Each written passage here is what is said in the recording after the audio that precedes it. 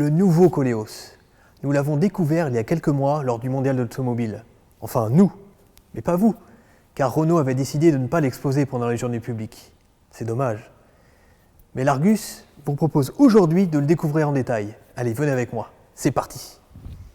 L'ancien Koleos, c'était ça, un crossover au style fade qui n'a pas rencontré un vif succès en Europe. Le nouveau Koleos, c'est ça n'a plus rien à voir. Déjà, c'est un vrai SUV au style nettement plus avantageux. Si vous appréciez le design des nouvelles Mégane ou de la Talisman, alors il devrait vous plaire, car le style s'en inspire beaucoup. On retrouve sensiblement la même face avant, avec ces grandes calandres, mais surtout ces optiques, dont les feux en forme de crochet descendent le long du bouclier. Et à l'arrière, les mêmes feux qui s'étirent sur toute la largeur du haillon. Le Koleos repose sur la même base technique que son cousin de chez Nissan, le X-Trail. Comme lui, il sera proposé en version 2 ou 4 roues motrices. Nous voici à bord du Koleos. Et là aussi, vous pourrez en remarquer que le style est assez proche des Mégane et Talisman. On retrouve pratiquement la même planche de bord avec un écran tactile en position verticale, des compteurs digitaux et personnalisables et les mêmes commandes de climatisation. La qualité est vraiment au top. On a des plastiques bien rembourrés. Il y a même des surpiqûres sur la planche de bord. Mais bon, il faut souligner que nous sommes ici à bord d'une version initiale Paris qui représente la version la plus haut de gamme chez Renault. Mais bon, cela nous permet de voir tous les équipements dont nous pouvons disposer dans le Koleos. On a par exemple une caméra de recul, un système Bose très efficace, mais également des sièges chauffants et ventilés.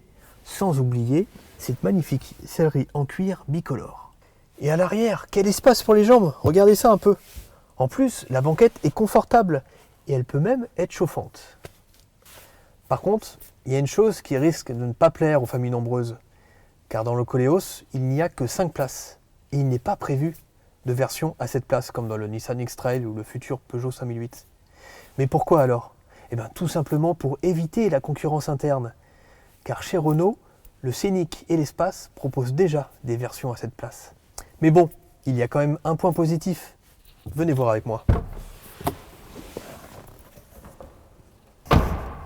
Ce que le Koleos perd en nombre de passagers et le gagne en volume de chargement.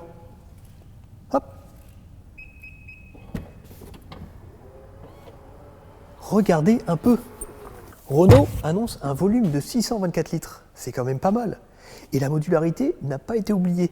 Regardez, grâce à ces tirettes, hop, vous pouvez rabattre la banquette arrière et obtenir un plancher plat. Ça, c'est quand même bien pratique pour charger des objets longs ou encombrants. Il va falloir se montrer encore un peu patient avant de passer commande. Le nouveau Koleos ne sera pas disponible à la vente avant juin 2017.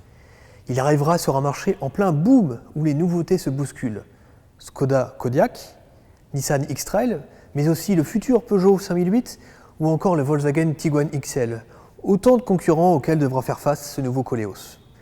Nous, on a vraiment hâte de l'essayer et nous vous donnons rendez-vous au printemps prochain pour découvrir nos premières impressions. Allez, à bientôt sur l'Argus.fr. Ciao!